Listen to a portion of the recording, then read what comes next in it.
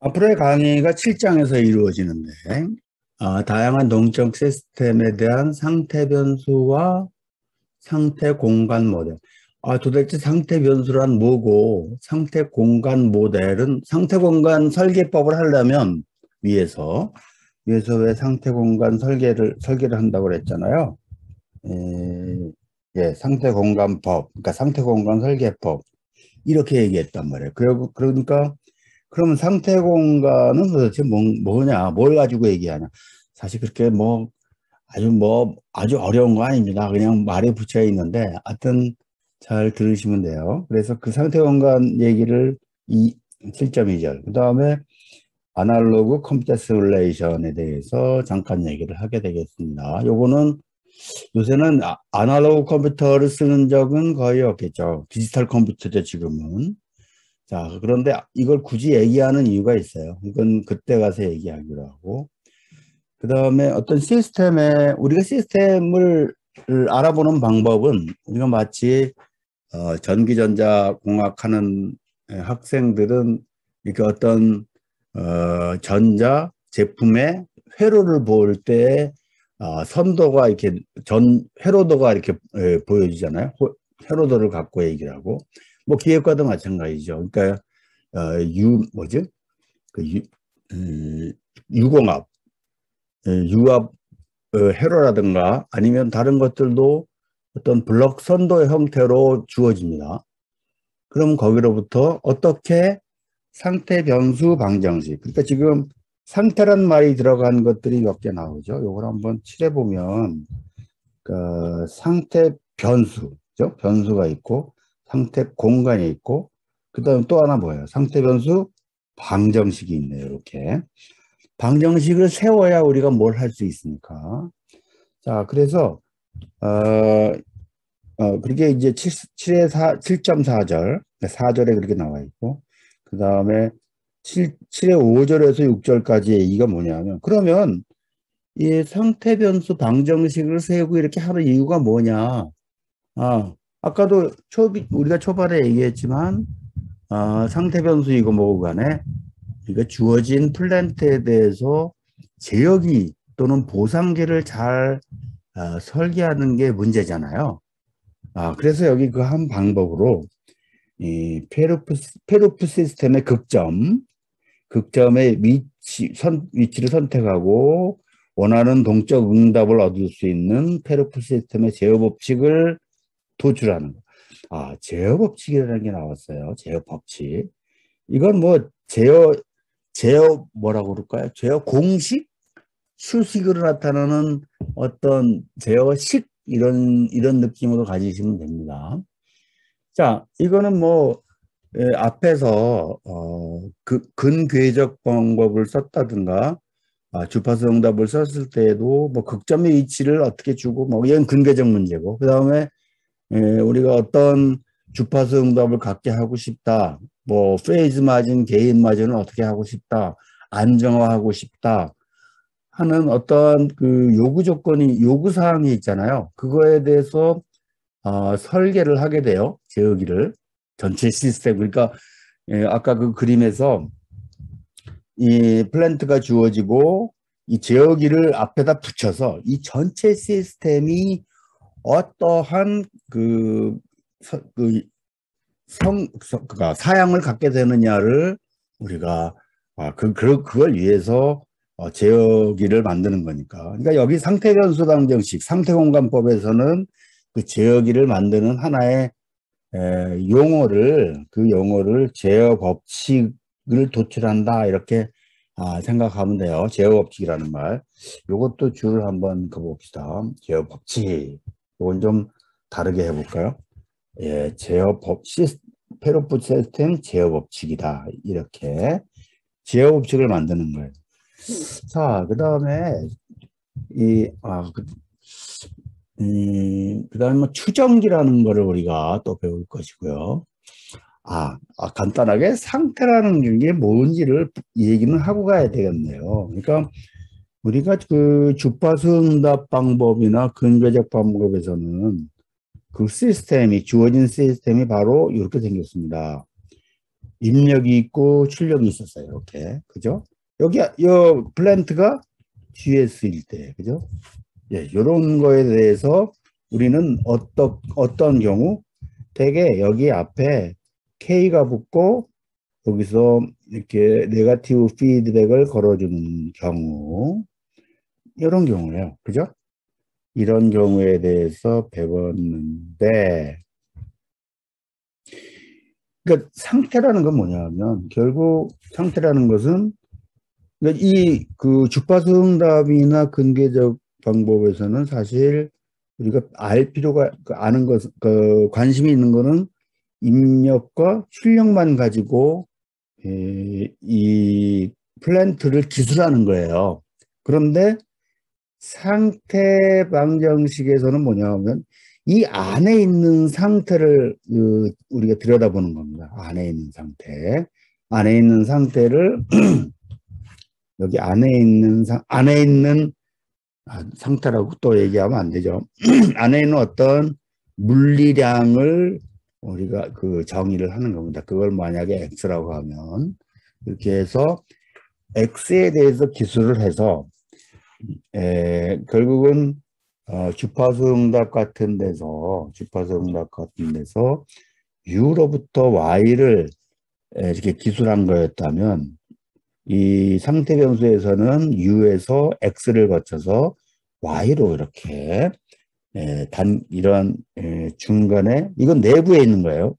플랜트 내부에 있는 물리량들을 가리키는 겁니다. 우리가 또 자동차 운전을 할 때를 생각해 봅시다. 그러면 이 박스가 이 블랙박스가 이게 자동차라고 해보죠. 그러면 이게 이제 자동차가 앞으로 가는 거예요. 이 앞으로 가는 위치를 향해서 가는 그런 게 이제 출력 대충 얘기하는 겁니다. 그렇다면 여기서 운전자가 주는 입력은 뭐가 되겠어요? 아까 얘하고 조금 관점이 다른 거죠. 우리가 어떤 입력을 줄 수 있습니까? 여기서 그러니까 이 어떤 그 운전할 때는 당연히 이 핸들, 스티어링 휠을 돌려서 방향을 조절할 수 있고, 그 다음에 밑에 페달로서 두 가지죠. 하나는 엑셀러레이터, 속도를 가속하게 하는 엑셀러레이터하고, 그 다음에 브레이크. 물론 변속기가 또 있을 거고요. 그 정도의 입력을 가지고, 우리가, 그런데 이 자동차로부터, 아이고, 이게 지워지네. 이 자동차로부터 우리가 얻을 수 있는 정보는 뭐예요? 운전을 하는데. 직접적으로 얻을 수 있는 거는, 네, 운전할 때 볼 수 있는 계기들이 있죠. 계기. 그러니까 속도계, 그 다음에 엔진 회전수. 요새는 뭐 RPM 그것도 보니까. 그 다음에 뭐 기타 뭐 연료가 얼마나 있는지. 근데 중요한 거는 속도계와 뭐 RPM 정도, 그렇죠? 그 정도가 중요해요. 그 다음에 아까도 얘기했듯이 다른 외부적인 거죠. 이렇게 우리가 눈으로 보고 운전을 하는 것들은 다 외부적인 것들이고, 그 자동차 자체에 대해서 제한을 해보면 그렇게 이제 속도와 그 엔진 회전수 정도가 보이는 거죠. 그 다음에 뭐 그 타이어 타이어 얼마나 공기가 찼는지 압력도 우리가 볼 수가 있고 여러 가지. 근데 그때 여기서 얘기하는 우리가 얘기하는 맥락의 상태는 그 자동차에서 어떤 것들이 될까요? 자동차에는 숨겨진 변수들이 굉장히 많습니다. 그렇죠?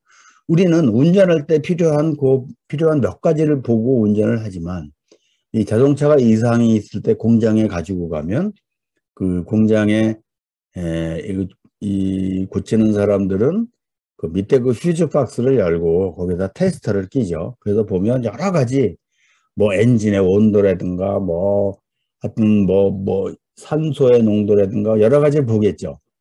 그렇게 밖에서는 볼 수 없는 안에 있는 물리량들을 그걸 이제 상태라고 얘기를 하는 겁니다. 자, 그래서 지금은 그렇게 간단하게 얘기하고 점점 가면서 우리가 필요한 정의를 하도록 하죠. 그러면 근데 여기 지금 우리가 이 교과서를 가지고 배울 때 여기까지는 이렇게 쭉 이런 제어 법칙을 도출하고 하는 거는 모든 상태가 다 출력으로 나온다. 우리가 모든 상태를 알 수 있다는 가정을 하고 풀게 됩니다. 그런데 그거는 사실은 물리적으로 상당히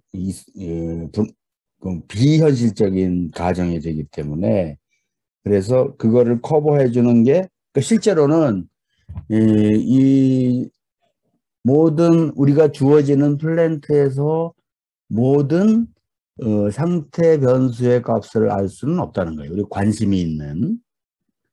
그래서 그 경우에 추정기라는 거를 달게 됩니다. 추정기, 에스티메이터, 추정이죠. 자, 그러면 추정기는 그러니까 일부의 상태만을 우리가 출력으로부터 알 수 있을 때 추정기를 달아서 나머지 상태를 알 수 있게 하는 그야말로 추정하는 거죠. 그래서 이제 7.7절의 추정기, 7.8절에서는 제어 법칙과 추정기의 조합에 대해서 얘기를 하게 됩니다. 그 다음에 이제 7절에서 기준 입력의 선정. 조금 생뚱맞은 면도 있어요. 계속 기준 입력이라는 거는 여기서 보면 여기서 이게 기준 입력이거든요. 이게. 그러니까 그거를 어떻게 선정하느냐. 이게 이제 피드백 시스템이나 추정기가 되고 그러면 조금 어떻게 해야 된다는 할 말이 있는 거죠. 거기에 대해서. 자, 그래서 그 기준 입력. 그 다음에 우리가 앞에서 PID 컨트롤 이런 걸 했죠.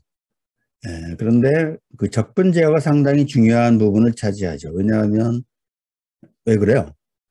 그 스테디 스테이트 에러, 그러니까 그 정상 상태 오차를 0으로 만듭니다. 그래서 아마 그런 의미에서 여기 썼을 것 같은데, 그래서 상태 공간의 적분 제어는 어떻게 하려나? 뭐 이런 식의 이 장에서 얘기를 할 것이다. 이렇게 얘기를 합니다. 여기 기술을 합니다.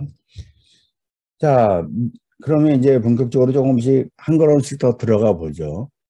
자, 어쨌든 시스템을 어떤 다이나믹 동적 시스템이죠. 우리가 다루려고 하는 게 우리가 다루려고 하는 이 플랜트 우리가 전에는 앞에서는 GS라고 표현했던 그 시스템이 사실은 동적 시스템이란 말이에요. 이게 동적 시스템은 항상 미분 방정식으로 기술이 돼요. 미분 방정식. 미분 방정식으로 기술이 되더라. 그렇죠? 네. 그 다음에 그 미분 방정식을 풀면 당연히 어떤 궤적이 나오겠죠. 그러니까 궤적이란 게 뭐냐면 간단하게 봅시다. x = 0. 이건 뭐예요? 네, 시간에 대해서 뭐 상수란 얘기죠. 상수. 그렇죠? 상수란 얘기예요. 너무 쉬운 걸 했나요? 그러면 지우고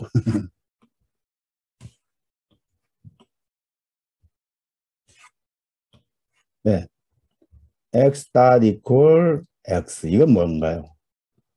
이거는 x는 cxt 이렇게 됩니다. 사실은 안정한 시스템은 아니지만 안정한 시스템 아니죠. 그렇지만 어쨌든 이러한 어떤 궤적을 가질 거예요. t가 유한하다면 그릴 수는 있어요. 이거는 이제 증가하는 거잖아요. 이렇게 증가해 버리는 거잖아요. 자, 이게 궤적이에요. 이런 것들이 궤적입니다. 자, 그래서 그런 궤적으로 나타낼 수 있는데 이런 것이 뭐 위상평면이라는 것이 있습니다. 위상평면을 한번 찾아볼게요. 여기 이제 여기 보면 이게 어디 있는 거죠? 여기 있는 거죠. 위상평면을 한번 찾아보면요.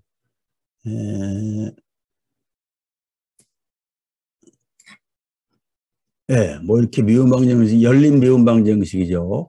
그래서 이렇게 표현하는 거. 이렇게 표현할 수 있는데 우리가 그 평면에 그릴 수밖에 없잖아요, 그림을. 그러니까 어쨌든 많이 해봐야 여기 P축, Q축 이렇게 있는데 하나는 우리 상태방 여기서 얘기하는 동적 방정식을 표현하기 위해서는 위상평면이라는 건 뭐냐면 여기가 x면 여기는 x 닷 그러니까 시간에다 미분한 거 그러니까 여기가 위치면 여기가 속도 이렇게 막 이런 거밖에 두 가지밖에 표현을 못하고 그렇게 돼서 어떤 교재가 나올 거 아니에요. 그러니까 이렇게 표현하는 거를 위상평면이라고 합니다. 그거를. 자, 그거는 뭐 간단하게만 그냥 보고 넘어가기로 하고. 자, 그래서 그 위상평면으로 이 OD가 뭐예요? 지금 뭘 간단하게 쓴 거죠? 상미분방정식. 여기 상미분방정식. 여기 밑에 있네, 밑에. 상미분방정식의 해를 시각화할 수 있다. 위상평면으로. 아주 간단한 경우. 그러니까 이 변수가 하나인 미분방정식을 얘기를 하는 거죠. 어쨌든 개념적으로는 이 위상평면으로 이렇게 고차의 미분방정식도 이렇게 생각할 수 있겠죠.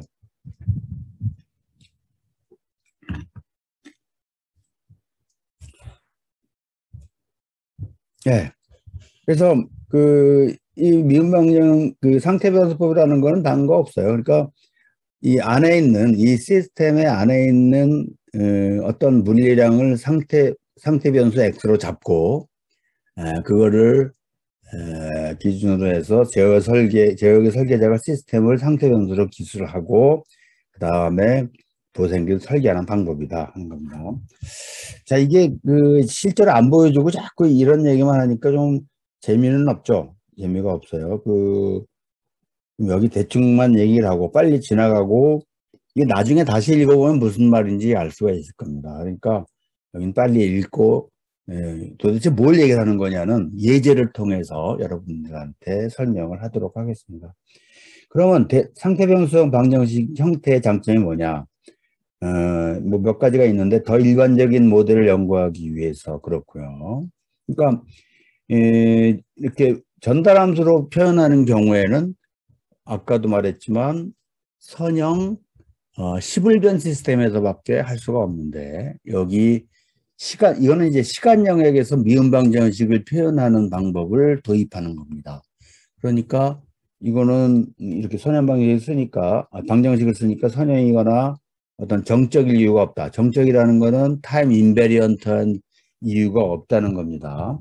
여기가 요거는 타임 인베리언트하다 이런 뜻으로 쓴 겁니다. 그러니까 시불변이 아니라 시변, 그러니까 시변이라도 할 수 있다. 그러니까 이거는 이제 영어로는 타임 베링 이렇게 씁니다. 타임 베링 이런 시스템에도 쓸 수 있다. 그 다음에 보다 간결하고 표준화된 형태로 표현할 수도 있고, 그 다음에 다중입출력 우리가 물론 주파수응답 같은 방법, 전달함수 방법에서도 다중입출력, 그러니까 인풋이 2개고 입력이 2개고 출력이 3개야, 뭐 이런 거 돼요.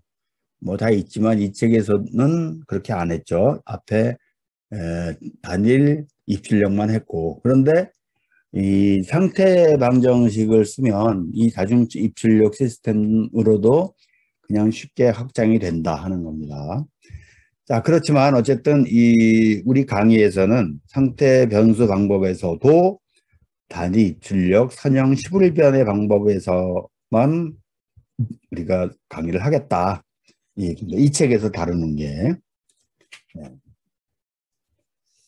요거는 아까 얘기한 거가 지나가기도 하고요. 그 다음에 이 결국은 아까 여기에 내부 표현, 외부 표현 하는 것들은 이 아까 이거 얘기해요. 우리가 플랜트를 기술할 때 입력과 Y의 관계를 얘기를 기술해 주는 것을 외부 표현이라고 하고, 그 다음에 여기에 상태 변수를 가지고 이 시스템을 정의하는 것을 내부 표현이라고 합니다. 자, 그런데 여기 한 가지, 이제 동적 시스템의 상태는 내부 에너지 분포를 직접 기술하기도 한다. 굉장히 추상적이죠, 아직. 그래서 상태 변수 선택의 예는 위치, 속도, 커패시터의 전압 등으로 한다.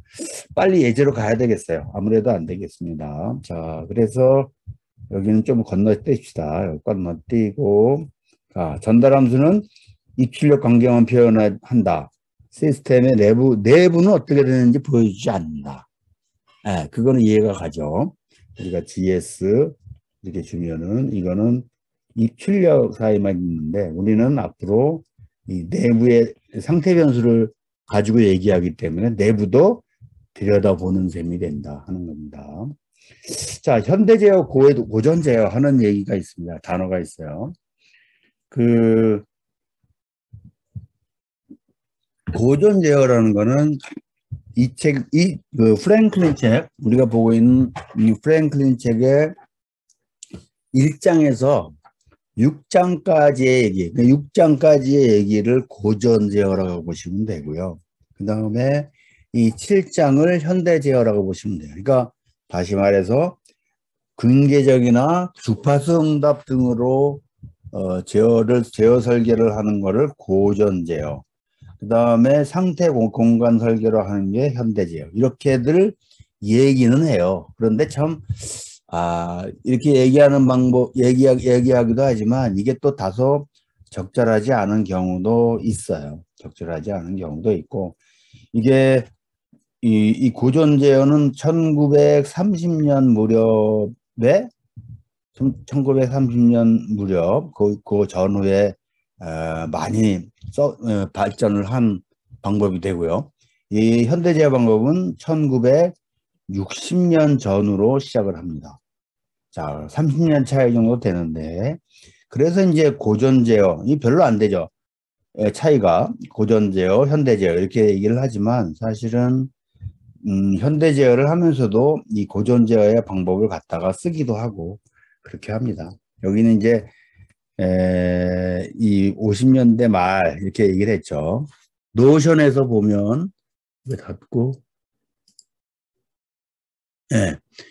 여기 한번 이거는 이 문서 링크가 되어 있는 겁니다. 이걸 눌러보면 이거를 보면 여러분 여기서 자세하게 설명을 안 할 텐데 우리가 예전에도 100년 전, 200년, 300년 전에도 어떤 제어라는 개념은 있었죠, 그죠?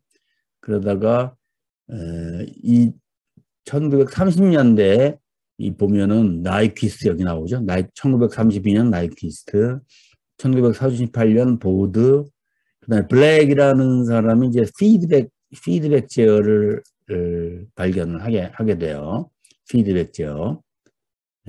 그래서 여기 이제 소위 방금 얘기한 고전 제어 얘기 여기가 해당되는 얘기고요. 그다음에 쭉 넘어가서 상태공간법은 이제 벨만, 칼만 이런 분들이 이제 이 현대 제어 이론을 펴게 됩니다. 특히 이 칼만이라는 사람은 여기 보시면 상태 변수, 가제어성, 가관측, 칼만 필터 하여튼 엄청난 일들을 현대 제어 분야에서 했어요. 그거를 차차 얘기를 하게 되겠어요. 어쩌면 이 7장에서는 이 칼만이 한 얘기를 우리가 공부하는 셈이 됩니다. 그거는 나중에 요 제어 역사는 여러분들이 보시도록 하고요. 그 다음에 그 배경 지식이 뭐냐?